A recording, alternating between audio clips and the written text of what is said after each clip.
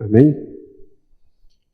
Evangelho segundo escreveu João, no capítulo 17, no versículo 11 em diante. Amém? Todos acharam? E disse Jesus, na sua última oração antes de passar pela crucificação: E eu já não estou mais no mundo, mas eles estão no mundo, e eu vou para ti. Pai Santo, guarda-os em teu nome, aqueles que me deste, para que sejam um, assim como nós. Estando eu com eles no mundo, guardava-os em teu nome. Tenho guardado aqueles que tu me deste, e nenhum deles se perdeu, senão o filho da perdição, para que a Escritura se cumprisse.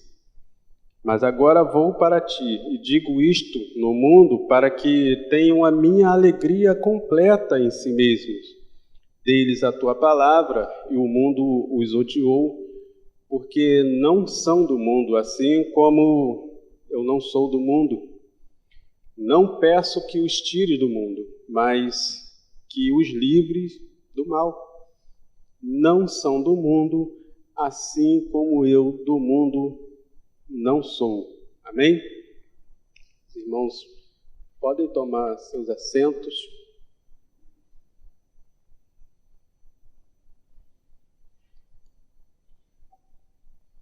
O título dessa mensagem, a qual nós estamos dando seguimento hoje, é Discípulos de Cristo no Mundo. Discípulos de Cristo no Mundo. E nessa oração, que é conhecida como a oração sacerdotal de Jesus, esses três personagens, essas três pessoas, figuram nessa oração e assumem um papel de grande relevância. E nós compreendendo cada papel, o que cada um desses personagens, vamos assim dizer, desempenham, vai mudar completamente a nossa maneira de viver, vai mudar completamente a nossa maneira de caminhar até aquele grande dia. Discípulos de Cristo no mundo. Jesus está orando por quem nesta oração? Jesus está intercedendo pelos seus discípulos. Cristo intercedendo pelos seus discípulos que continuariam no mundo, que continuariam peregrinando, que continuariam caminhando no mundo. Portanto, entendendo, quando falamos discípulos de Cristo no mundo, a gente primeiro traz à memória a nossa identidade. A nossa identidade. Somos discípulos de Cristo no mundo. Não somos religiosos. Ainda que o momento de culto, ainda que o congregar, ainda que a realização de atividades sejam, assim, conhecidas como atividades religiosas. Porém, irmão, nós não nos identificamos como religiosos que cumprem obrigações religiosas tão somente. Nós somos discípulos de Cristo. E o que isso implica, nós entendermos que somos discípulos de Cristo? Implica que nós somos seguidores de Jesus. Implica dizer que nós seguimos os passos de Jesus, que nós seguimos os ensinamentos de Jesus, que Jesus é o centro da nossa vida, que nós nos parecemos com Cristo. Por isso dizemos discípulos de Jesus, de Cristo no mundo. Isso vai além de nos identificarmos com uma carteirinha, vai além de nos identificarmos com uma denominação. Eu sou da igreja A, sou da igreja bíblica cristã. Embora nós temos plena consciência de que a proposta desse ministério não é ser uma denominação, é ser um ministério que quer seguir os passos de Jesus, que quer ser discípulos nesse mundo. Amém, irmãos? Por isso, nós dizemos que somos discípulos de Cristo no mundo. Jesus estava orando por discípulos, pelos seus discípulos, que continuariam no mundo. E Cristo sendo o centro da vida desse discípulo. Cristo sendo a mensagem desse discípulo. Cristo sendo o modelo desse discípulo. Aonde? No mundo. Foi a primeira parte que nós meditamos e refletimos na primeira parte dessa mensagem. Nós falamos bastante a respeito desse mundo e destacamos que é um mundo vil, que é um mundo hostil, que é um mundo que se opõe a Deus, que é um mundo que odeia, inclusive, os discípulos de Cristo. Mesmo nesse ambiente de hostilidade, mesmo nesse ambiente de oposição, Jesus orou para que os seus discípulos que Deus não tirasse os seus discípulos do mundo. Veja comigo no capítulo 17, na leitura que nós fizemos, no versículo 15. Não peço que os tires do mundo, mas que os livres do mal. Portanto, só relembrando, nós não devemos com isso, irmãos, assumir uma postura escapista, de não enfrentar, de não peregrinar, de não passar por esse mundo. Vamos nos fechar, vamos nos isolar, vamos procurar fugir do mundo. Temos que fugir da prática do pecado. Temos que fugir da vã maneira de viver que o mundo pratica, mas vivendo no mundo. Jesus falou, peço que não os tires do mundo. Por que nós devemos entender que temos que permanecer neste mundo? Por que nós precisamos entender isso? No próprio texto nos fala isso. No versículo 6 a 8 ele vai dizer: manifestei o teu nome aos homens que do mundo me deste. Eram teus e tu me deste. E guardaram a tua palavra. Precisamos, irmãos, permanecer, precisamos caminhar, precisamos peregrinar neste mundo, porque nós temos a palavra de Deus. Nós recebemos a palavra de Deus. Quem é que vai pregar a palavra para este mundo? Quem é que vai anunciar a palavra para este mundo? Uma vez que nós vimos que é um mundo decaído, que é um mundo afastado de Deus, que é um mundo que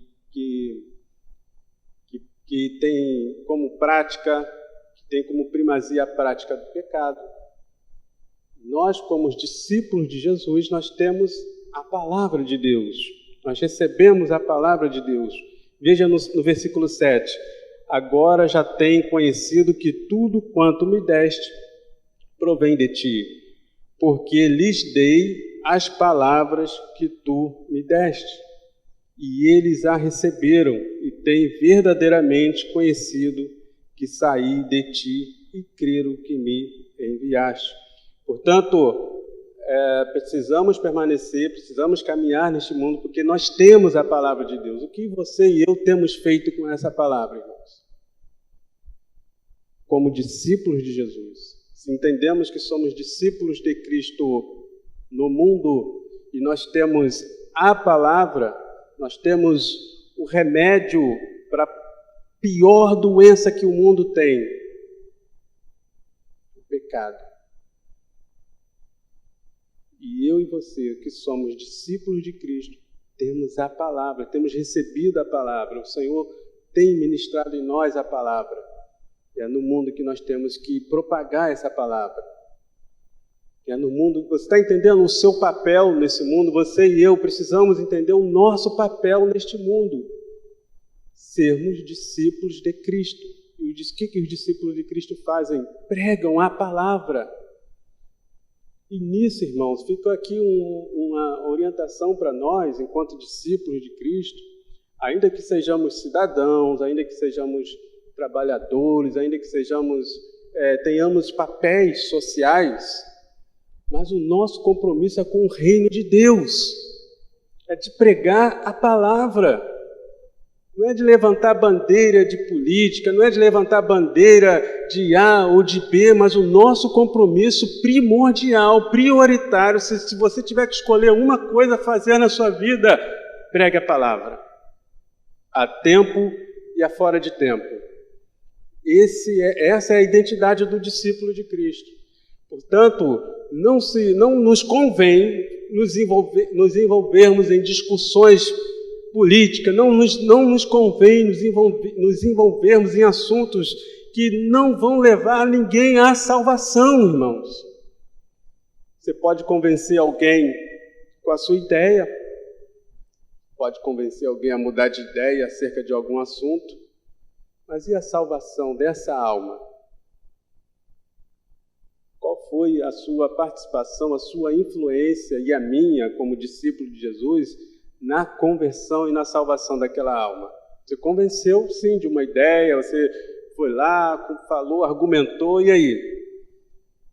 Você esqueceu que você é discípulo de Jesus? Você esqueceu que você tem a palavra? Você esqueceu que a sua mensagem e a minha mensagem nesse mundo deve ser a palavra, o Evangelho?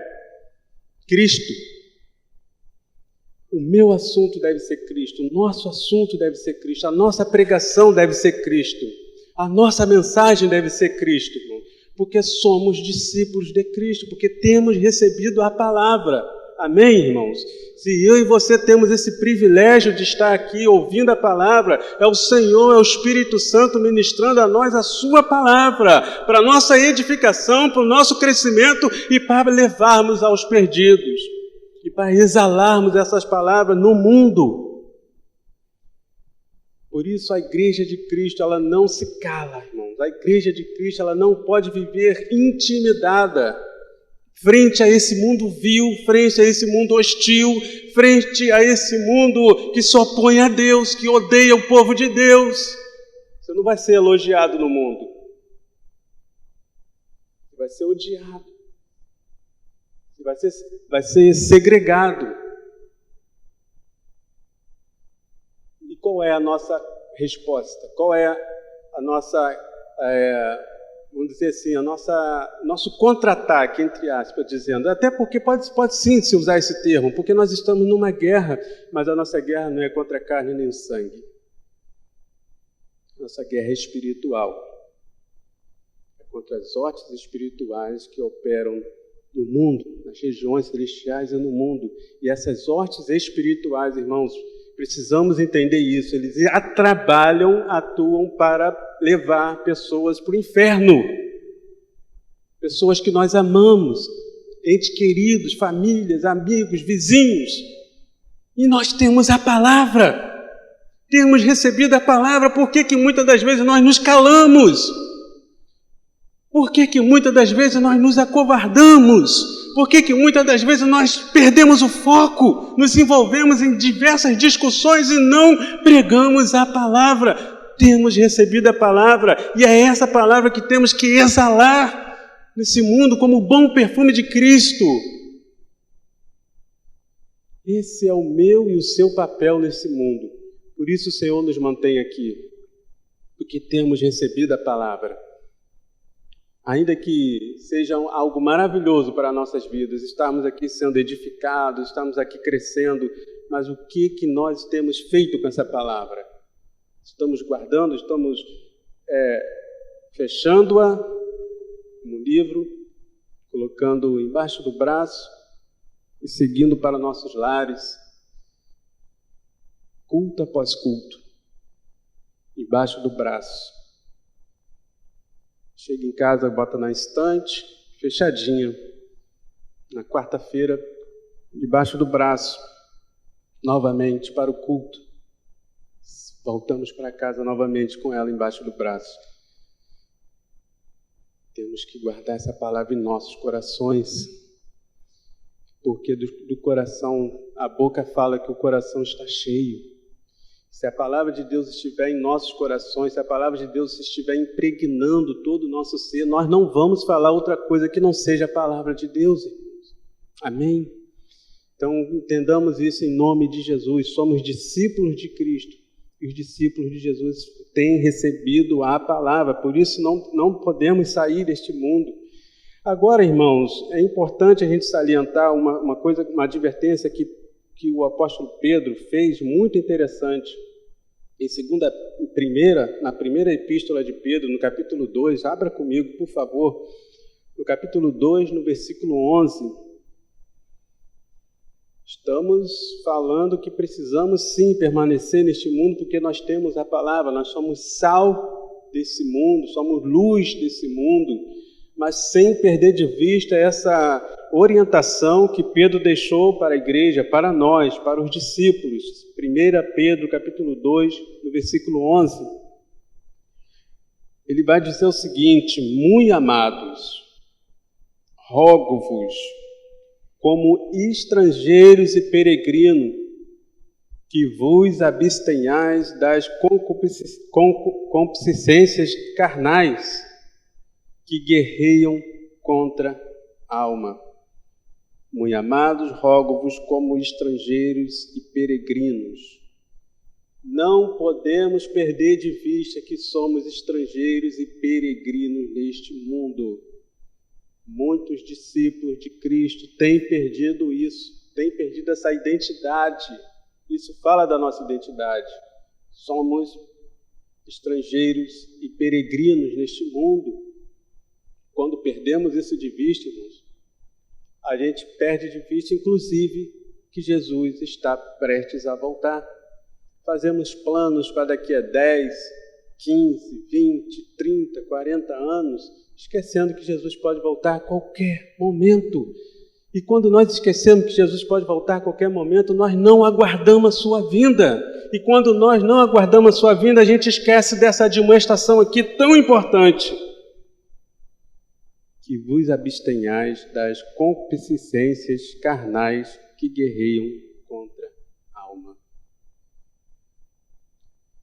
Ainda que devamos, sim, levar a palavra do Senhor neste mundo, não ter uma postura escapista, não ter uma postura de fugir, mas não podemos perder de vista que somos peregrinos, estamos de passagem.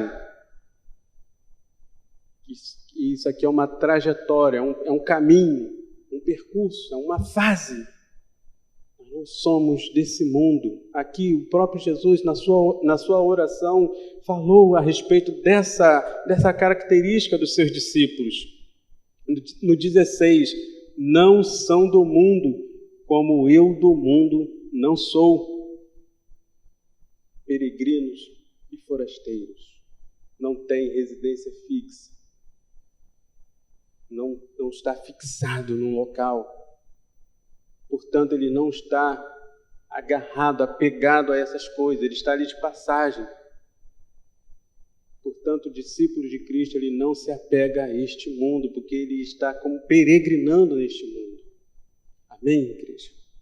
Que possamos, como o Senhor, que possamos, como discípulos de Jesus, não esquecer dessa importante característica do discípulo de Jesus. Temos a palavra de Deus, precisamos pregar a palavra de Deus neste mundo, mas não perder de vista que somos peregrinos, que somos forasteiros. Essa é uma das marcas do discípulo de Cristo. Portanto, nessa oração encontramos esses três entes: o discípulo, Cristo e o mundo. Como que o discípulo ele vai se portar neste mundo?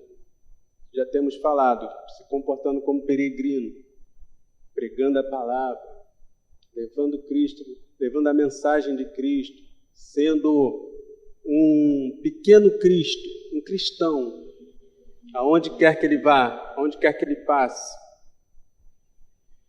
Os discípulos de Cristo, ele tem uma característica muito interessante que Jesus falou aqui. No versículo 2, ele começa a falar dessa característica. Veja comigo no versículo 2 desse capítulo 17 de João. Voltando lá para João, quem estava em Pedro, voltando lá para o capítulo 17 dessa oração intercessória de Jesus.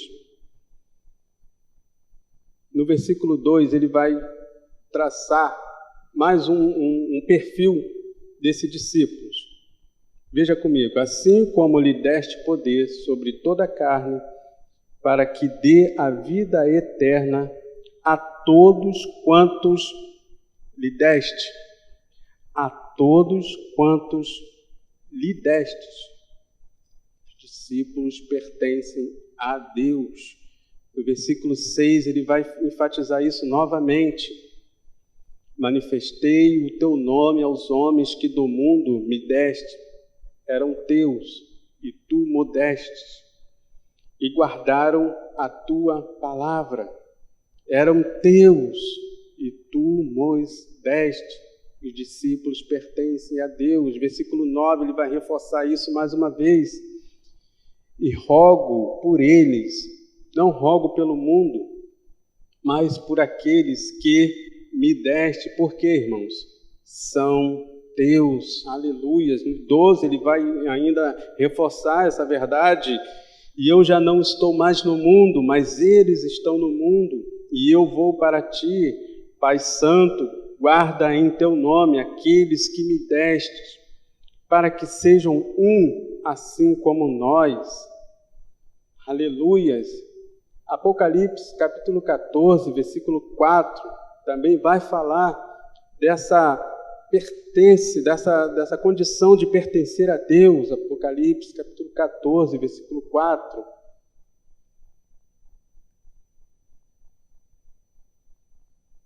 Somos do Senhor, pertencemos a Deus, os discípulos pertencem a Deus. Apocalipse 14, versículo 4 diz: estes são os que não estão contaminados com mulheres, porque são virgens. Estes são os que seguem o Cordeiro para onde quer que vá. Estes são os que dentre os homens foram comprados como primícias para Deus e para o Cordeiro. Aleluia! Os discípulos são de Cristo. Eu e você pertencemos a Deus. Fomos comprados para Deus. Não foi o homem, não foi denominação, não foi um político, não foi ninguém que nos comprou, foi o próprio Senhor que nos comprou para Deus. E se somos de Deus, querido, Deus tem cuidado de nós, Deus tem cuidado da sua igreja, porque somos dele, porque pertencemos a Ele. Eu e você pertencemos a Deus. Aleluias! Glória seja dada ao nome do Senhor. E aqui, irmãos, fica uma questão muito interessante e que deve também nortear o nosso comportamento como igreja, como congregação, como corpo. Temos que entender que todos nós pertencemos a Deus. Tudo que está aqui, a igreja pertence ao Senhor. Então, querido, quando você tiver, e eu, quando nós estivermos reunidos, nós temos que entender que estamos lidando com alguém que pertence a Deus. Amém? Então, se Deus te chamou para fazer algo, se Deus te deu uma responsabilidade, aquilo ali, aquele grupo, aquele departamento, esse ministério não é seu, irmãos, é da igreja, é do Senhor, é de Deus. Então, você vai tratar como sendo algo de Deus, vai ter zelo porque é de Deus, você vai ensinar a palavra porque é de Deus, você vai exortar porque é de Deus, você não vai se acovardar em falar a verdade porque é de Deus. Amém? Se o discípulo é de Deus, você não pode ter medo de falar o que Deus mandou que você fale na palavra, porque é de Deus, pertence a Deus, não pertence a A ou a B ou a C, pertence a Deus. Amém, irmãos? Nós, discípulos do Senhor Jesus, pertencemos a Deus. Só que como que Deus faz para cuidar daquilo que lhe pertence? Ele usa os próprios discípulos para admoestarem, para edificarem-se uns aos outros. Amém? Por isso ele levanta pastores, por isso ele levanta homens e mulheres, evangelistas, diáconos, líderes, para fazer o quê? Para cuidar da igreja que é de Deus. Amém, igreja? Somos do Senhor. Por isso nós temos que nos apegar ao Senhor Jesus, por isso que nós temos que nos identificar com o Senhor Jesus, porque é Ele que vai vir nos buscar, porque é Ele que morreu na cruz por mim e por você, irmãos. Pertencemos a Deus. Os discípulos de Jesus pertencem a Deus. Então tenha zelo com aquilo que o Senhor colocou em tuas mãos. Faça com zelo, faça com amor, faça com dedicação, porque você está cuidando de uma preciosidade, que é uma alma de Deus.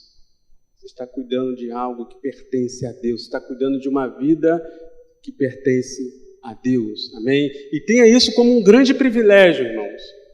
Tenha isso como um grande privilégio. Se surgisse um pastor orientado pelo Espírito Santo te fazer um convite, ou se o Senhor te mostrar algo que uma necessidade, você colocar diante da liderança, diante do pastor e for acolhido, tenha isso como um grande privilégio. Não tenha como peso, sabe? Hoje eu tenho que fazer isso, hoje eu vou ter que ficar na porta, hoje eu vou ter que limpar, hoje eu vou ter que varrer, hoje eu vou ter que fazer isso ou aquilo. Faça com zelo, faça com amor, faça com alegria. Sabe por quê? Você está servindo ao Senhor e abençoando os discípulos do Senhor.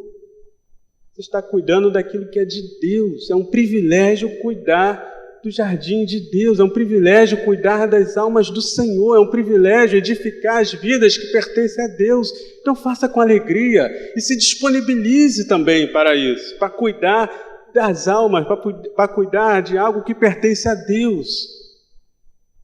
Faça com alegria, faça com amor, faça com zelo. Se disponibilize, use os dons, os talentos que o Senhor tem dado para você, porque é para o Senhor, é para edificar a igreja do Senhor. Isso é um privilégio, faça com alegria. Amém, irmãos? Glória a Deus. E se falamos que somos do Senhor, nós fomos comprados para Deus. Paulo vai falar disso em 1 Coríntios, capítulo 6, no versículo 20, que fomos comprados por bom preço. Veja essa afirmação que o apóstolo Paulo fez à igreja de Corinto. Fomos comprados por bom preço. Porque fostes comprado por bom preço. Glorificai, pois, a Deus no vosso corpo e no vosso espírito, os quais pertencem a Deus. Aleluias! Não foi comprado, irmãos, por preço barato, não. Foi comprado por bom preço. Ainda que para mim e para você tenha saído de graça. Quem estava aqui hoje de manhã pode ouvir essa verdade. Mas não foi. Para o Senhor teve um preço. Foi um bom preço. Que preço é esse? O próprio apóstolo Pedro, agora lá em Pedro, primeira carta de Pedro, no capítulo 1, nos versículos 18 e 19, ele vai dizer qual foi esse preço. Fomos comprados para Deus, por um bom preço. E que preço é esse? 1 Pedro, capítulo 1, versículos 18 e 19.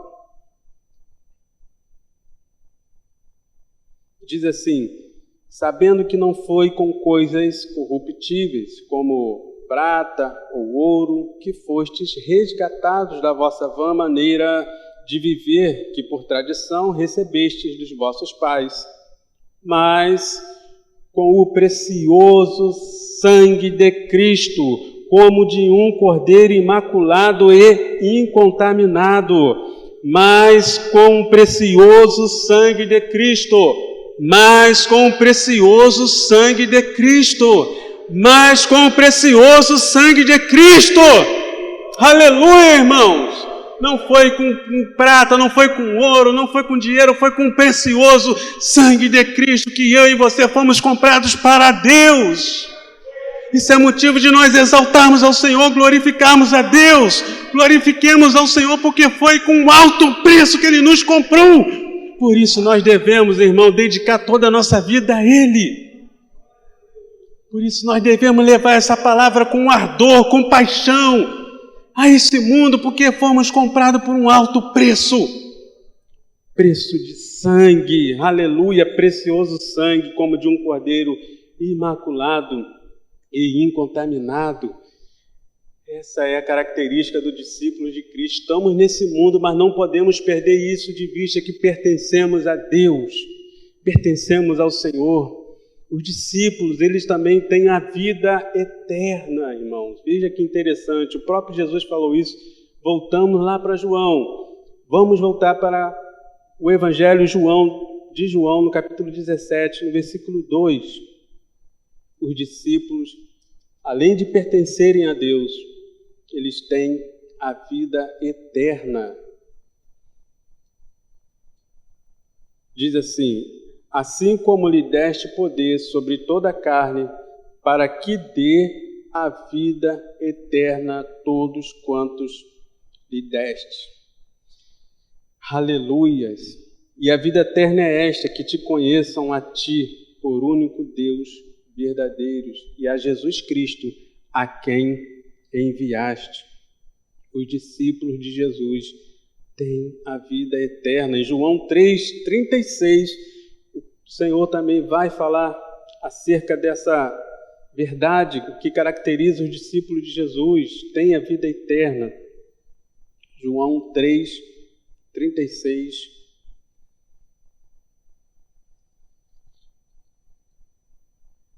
Aquele que crê no Filho tem a vida eterna.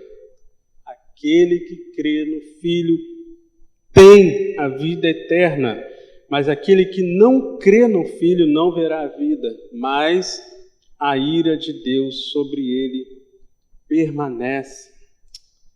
Aleluia! Aquele que crê no Filho tem a vida eterna. O discípulo de Jesus tem a vida eterna.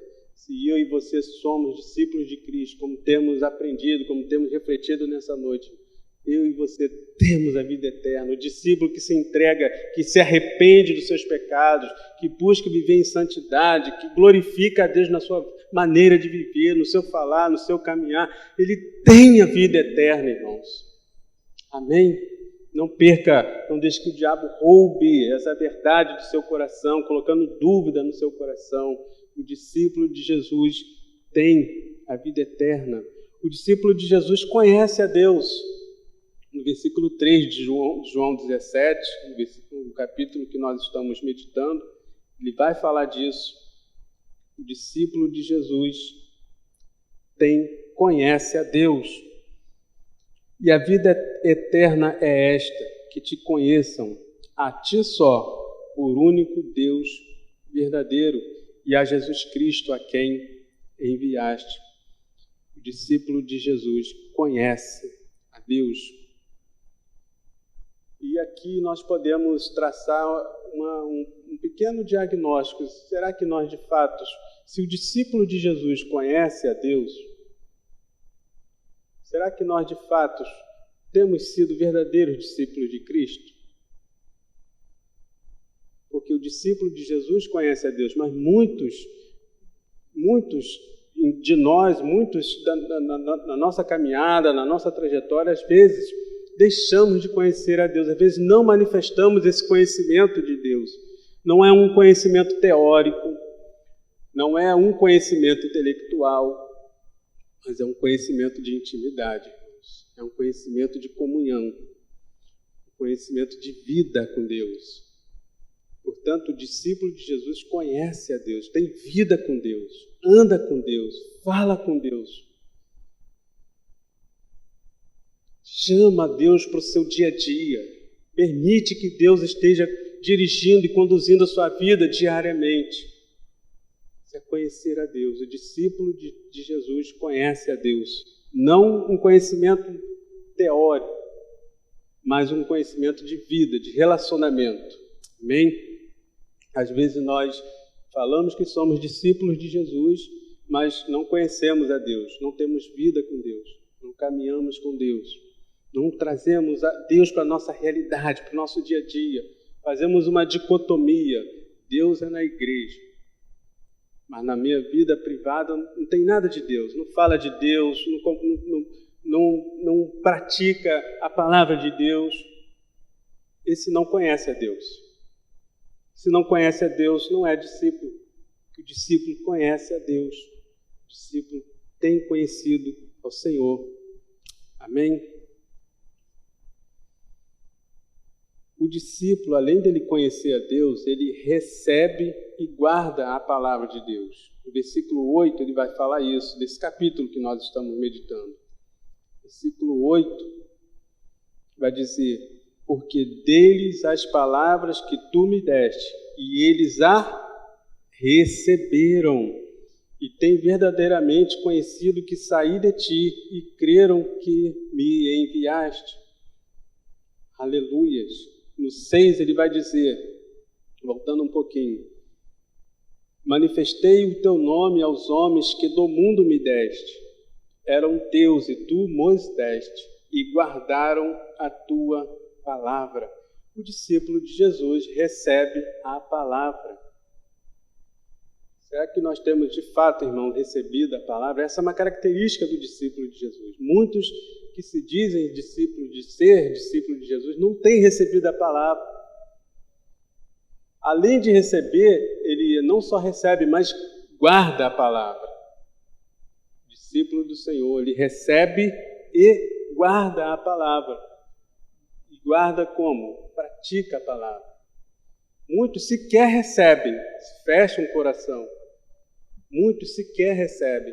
Por isso que nós falamos dessa questão importante de nós entendermos que somos discípulos de Cristo no mundo, porque às vezes nós nos tornamos meros membros de igrejas, que vem culto após culto e não está recebendo mais a palavra, não recebe mais a palavra. Tem pregação, tem estudo, tem escola dominical, tem uma série de situações em que a palavra de Deus está sendo ministrada, está sendo pregada, mas o religioso, o membro de uma instituição, alguém que está ali por entretenimento, não tá, às vezes não recebe a palavra. Essa palavra não é para mim. Não, essa palavra é para fulano e para o beltrano que tinha que estar aqui e não está. O discípulo de Jesus recebe a palavra. Toda a palavra é para mim, irmãos. Toda ela, a palavra. Tudo que o Senhor fala, tudo que o Senhor ministra tem que ser para nós, tem que ser para mim, tem que ser para você. Se eu e você somos discípulos de Jesus, nós não escolhemos palavras para acolher. Não escolhemos palavras para acolher. Não, quando está ali nos Salmos, é bem, eu recebo. É bênção, é promessa, eu recebo. Mas quando é uma advertência, quando é uma exortação, quando é uma orientação, não, aí já não, peraí, não. Já não é para mim, aí é para fulano, para o beltrano. Não, fulano tinha que estar nesse culto. Se fulano estivesse nesse culto, irmão, se nós somos discípulos de Cristo, nós recebemos a palavra. E aqui a gente está podendo fazer esse exame. Será que eu realmente sou verdadeiramente discípulo de Jesus? Será que como que eu sei? Dentre tantas coisas que nós temos visto, pertence a Deus, tem a vida eterna, conhece a Deus e recebe a palavra. A pessoa que não recebe a palavra pode-se dizer que não é um discípulo do Senhor Jesus, não está recebendo os seus ensinamentos. Que possamos, em nome de Jesus, acolher os ensinamentos de Jesus na nossa vida, seja eles ensinados por qualquer instrumento que Deus levantar, desde uma criança até um mais idoso que o Senhor tem na congregação, que possamos receber a palavra do Senhor. O discípulo de Jesus recebe a palavra do Senhor, mesmo que seja de confronto, mesmo que seja uma palavra que nós realmente recebemos assim: Senhor, tem misericórdia de mim, Senhor. Tem misericórdia de mim, porque quando estamos diante do espelho da palavra do Senhor, o Senhor nos mostra quem nós somos, como é a nossa condição. E a palavra vai nos confrontar, a palavra vai nos trazer a um conserto. E o discípulo de Jesus recebe a palavra. Se você não tem recebido a palavra de Deus, faça um exame, pede perdão a Deus e fala: Senhor, eu quero ser o teu discípulo, preciso ser o teu discípulo, eu quero receber a tua palavra, Senhor. Seja ela qual for, porque a palavra de Deus é vida para nós, alimento para nossas almas. Amém, igreja? Ele recebe e guarda a palavra. Os discípulos de Jesus são o alvo do cuidado de Deus. Veja comigo no versículo 9 dessa oração de Jesus. Veja que nessa oração ele vai falando vai destrinchando, vai esmiuçando como que Deus lida, quais são as características desse discípulo. Eu rogo por eles, e não rogo pelo mundo, mas por aqueles que me deste, porque são teus. Veja que Jesus está dizendo que ele está orando pelos discípulos. Os discípulos são alvos do cuidado de Deus. Ele não ora pelo mundo. Essa oração aqui é para os discípulos. O Senhor está tendo esse cuidado com os seus discípulos. Jesus está dizendo com isso que o mundo, que ele não se importa com o mundo? É claro que não. João 3,16 é prova disso, que Deus amou o mundo, que Jesus veio ao mundo para que o mundo não fosse condenado, Jesus veio ao mundo para que o mundo fosse salvo, Jesus veio ao mundo para que o mundo se arrependa. Mas nesse momento aqui, Jesus está direcionando um cuidado específico para com os seus discípulos. Então, os discípulos de Jesus recebem o cuidado de Deus, são cuidados pelo Senhor, são guardados do mal. Lá no versículo 15 ele vai dizer isso. Isso faz parte do cuidado de Deus, isso faz parte desse cuidado do Senhor. Peço que não os tires do mundo, mas que os livres do mal. Veja que interessante. Peço que não os tires do mundo, mas que os livres do mal. Agora, irmãos, eu pergunto para vocês, e fica aqui uma questão para a nossa reflexão. Será que o Senhor está falando aqui que os livre do mal? Está falando que vai livrar do assalto? Está falando aqui que ele vai livrar do desemprego? Está falando aqui que ele vai livrar da doença? Será? Que os livre do mal. Qual é o mal que assola o mundo, irmãos? Qual é o mal que aflige a humanidade? Qual é o mal que mata e leva a pessoa para a morte eterna, irmãos? É o pecado. É aquilo que afasta de Deus. Veja comigo, por favor, em 2 Pedro, capítulo 1, no versículo 4.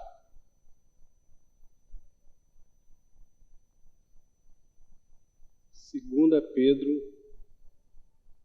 capítulo 1, no versículo 4. Que mal é esse que o Senhor nos livra, pelas quais Ele nos tem dado grandíssimas e preciosas promessas, para que por elas fiqueis participantes da natureza divina, havendo escapado o quê, irmãos? Da doença. Havendo escapado do quê, irmão? Da bala perdida? Havendo escapado de quê, irmão? Da pobreza, da miséria? Não, havendo escapado da corrupção que pela concupiscência há no mundo. Havendo escapado da corrupção que pela concupiscência há no mundo. Então ele tem nos dado grandíssimas e preciosas promessas, para que por elas fiquei participante da natureza divina, havendo escapado da corrupção que pela concupiscência há no mundo. Em 1 João, capítulo 2, no versículo 17, também vai falar desse livrar, desse escapar, desse cuidado de Deus, protegendo os seus discípulos, ajudando os seus discípulos. Capítulo 2, no versículo 17 da primeira carta de João, na primeira epístola de João, diz assim: e o mundo passa, e a sua concupiscência, mas aquele que faz a vontade de Deus permanece para sempre. Aleluia, irmãos! Glória a Deus, aquele que faz a vontade de Deus permanece para sempre. O mundo, com as suas desgraças, com a sua vã maneira de viver, com o seu reinado de pecado, isso tudo vai passar. Mas aquele que faz a vontade de Deus permanece para sempre. E o Espírito Santo em nós, irmãos, ajuda a cada um de nós a suportarmos, a vivermos nesse mundo, a resistirmos às tentações. Por isso devemos orar incessantemente pela presença do Espírito Santo nas nossas vidas. pelo enchimento do Espírito Santo em nós. Amém, igreja? Os discípulos do Senhor, eles são santificados. Veja comigo, agora vamos voltar lá para João, que é o texto que nós estamos refletindo. João, no capítulo 17. No versículo 17, ele vai dizer o seguinte: santifica-os na tua palavra. Santifica-os na tua verdade. A tua palavra é a verdade. No 19 ele vai dizer: e por eles me santifico a mim mesmo, para que também eles sejam santificados na verdade. Os discípulos de Jesus são santificados na palavra de Deus. Que tenhamos, irmãos, zelo, que tenhamos apego à palavra do Senhor. Os discípulos do Senhor Jesus são santificados pela palavra de Deus.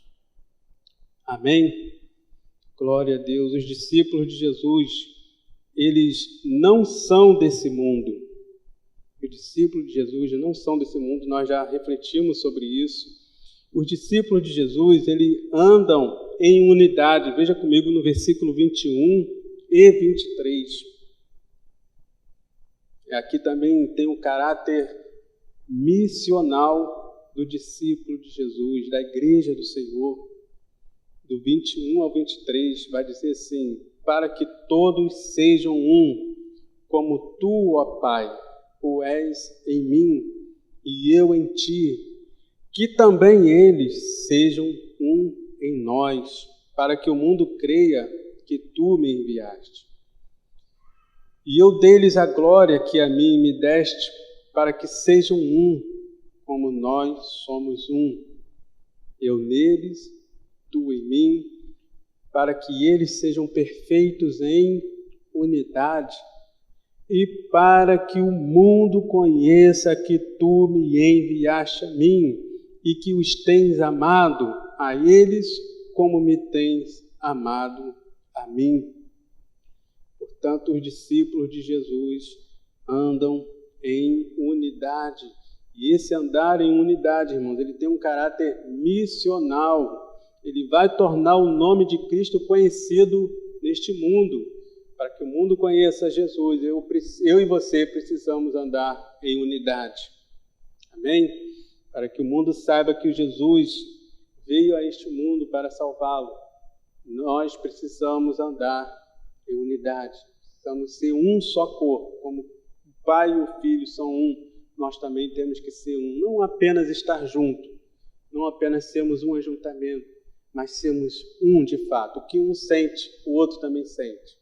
O que um sente, a dor de um é a dor de outro. A alegria de um é a alegria de outro. Alegrai com quem? Com os que se alegram, chorai com os que choram. Isso é unidade, irmão.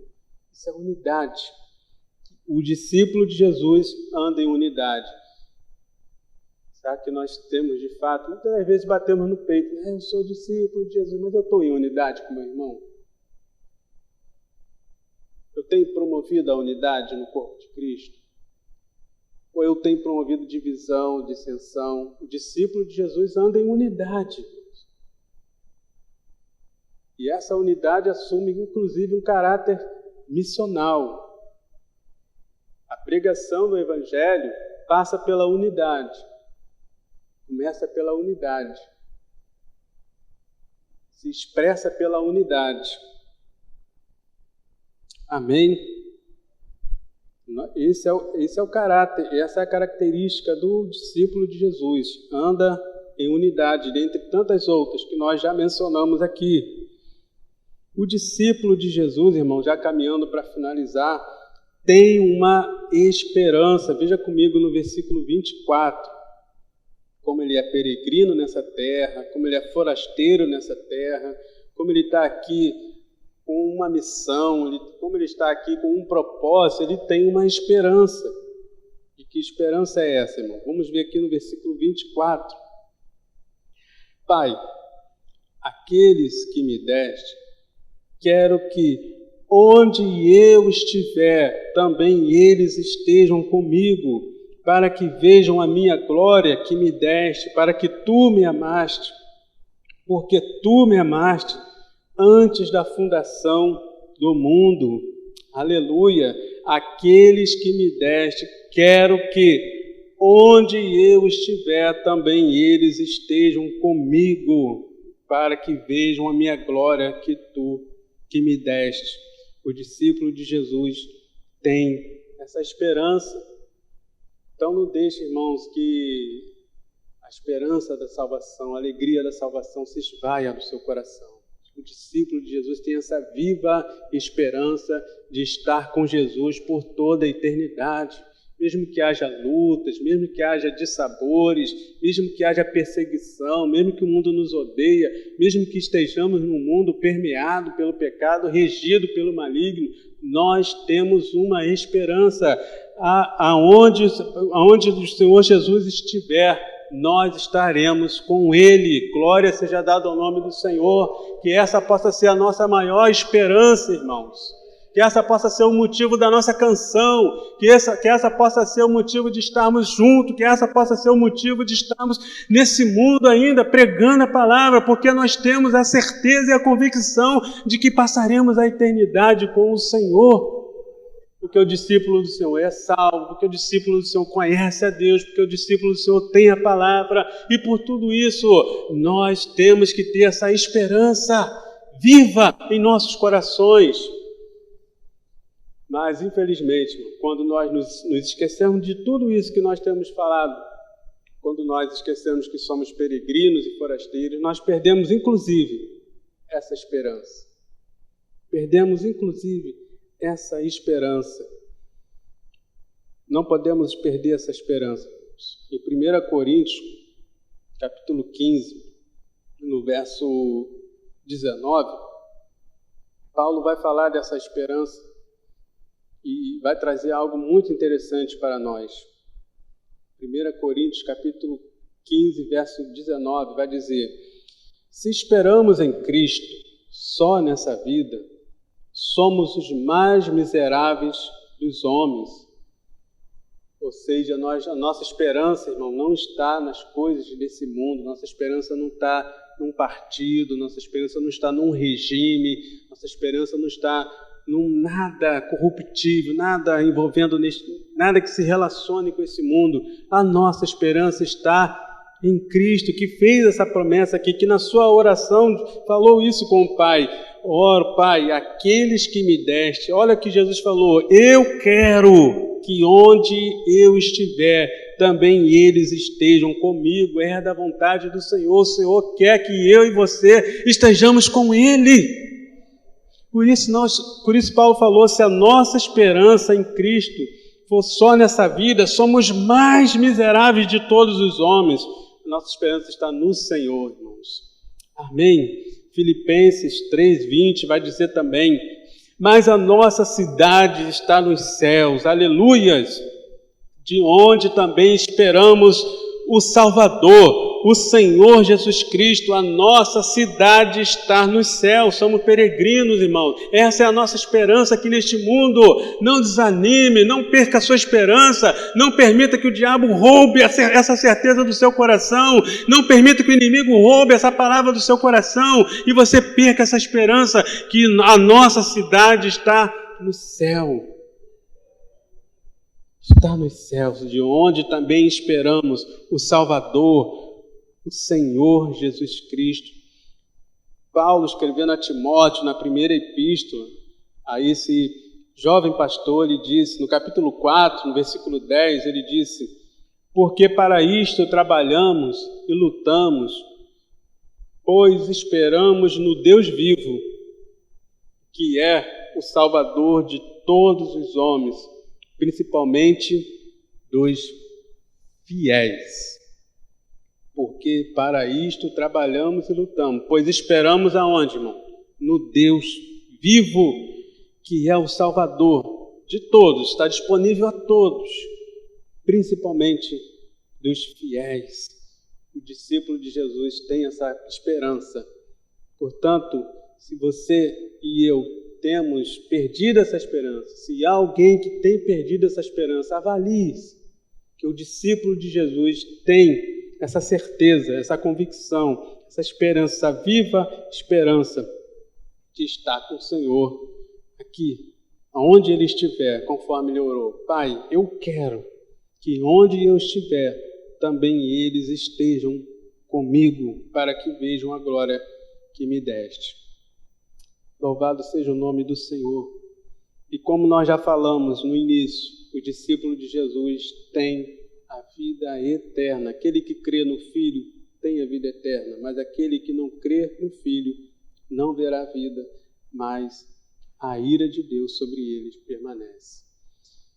Que nós possamos entender o nosso papel de discípulos de Cristo neste mundo. Entendemos que nós não estamos aqui por um acaso. Entendendo a nossa identidade, não somos membros de uma organização. Ainda que estejamos organizados, ainda que sejamos um corpo organizado, não pertencemos, a nossa identidade não está numa carteira, uma carteira funcional, uma carteira de identidade, numa cédula. A nossa identidade está no nosso coração, na nossa maneira de viver. Somos discípulos de Cristo neste mundo. No mundo corrompido, no mundo decaído, no mundo devastado pelo pecado. Mas nós estamos nesse mundo para proclamar que só Jesus Cristo é o Senhor. Para proclamar que há salvação para os perdidos. Para proclamar que que Jesus quer que todos estejam com Ele, aonde Ele estiver. Mas existe uma condição para estar ali. Existe uma condição para estar com o Senhor, aonde Ele estiver. Que condição é essa? Arrepender-se dos seus pecados. Confiar no Senhor, comprometer-se com Ele. Ser verdadeiramente um seguidor de Jesus. Amém, irmãos? Que possamos ter essa convicção em nome de Jesus. Eu quero convidar você a orar comigo mais uma vez.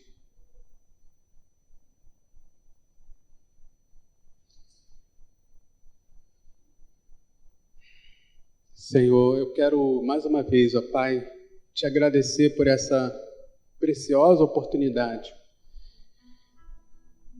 que o Senhor nos concedeste, ó Pai, de meditar na Tua Palavra, de ouvir a Tua Palavra, Senhor. Pai, dentre tantas coisas que o Senhor falou ao nosso coração, ó Pai, nós possamos guardar a Tua Palavra, possamos receber a Tua Palavra, Senhor. Que não venha ser, ó Pai, mais uma pregação, mais um sermão, Deus, mais uma exposição da Tua Palavra, mas que possa ser um alimento para nossas vidas verdadeiramente, ó Pai. Que possamos ser verdadeiramente discípulos de Cristo, ó Pai, neste mundo, ó Deus. Exalando o Teu caráter, ó Pai, demonstrando o Teu caráter, ó Deus, exibindo o Teu caráter, Senhor. Fazendo a diferença neste mundo, não se contaminando com este mundo, ó Pai. Antes, influenciando ele, ó Pai. Não assumindo a sua forma, mas pelo contrário, ó Deus, trazendo o reino de Deus, ó Pai. Manifestando o reino de Deus, ó Pai. Neste mundo, ó Deus. Nos dê a Tua graça, Senhor. Espírito Santo, que o Senhor venha nos estar nos enchendo, nos capacitando, nos ajudando nessa missão, Senhor. Estarmos andando em unidade. Estarmos andando, ó Deus, conforme a Tua Palavra, Senhor. Até aquele grande dia, meu Pai, que não possamos perder essa esperança, Deus, como discípulos, de que o Senhor quer que estejamos com Ele, ó Pai, que o Senhor quer que estejamos com o Senhor aonde Ele estiver, meu Pai, na eternidade, com o Pai. O Senhor quer que os seus discípulos estejam com eles. Isso é confortante, ó Pai, isso é confortador, isso é animador, meu Deus, isso renova a nossa esperança, Pai, ter essa certeza que o Senhor quer que nós estejamos com Ele, Pai. Aleluias! Por isso, ó Pai, eu te rogo, venha renovar nossas forças, venha fortalecer cada um de nós, que possamos não perder a nossa identidade, ó Pai, neste mundo. Somos discípulos do Senhor. Amém. Glória a Deus.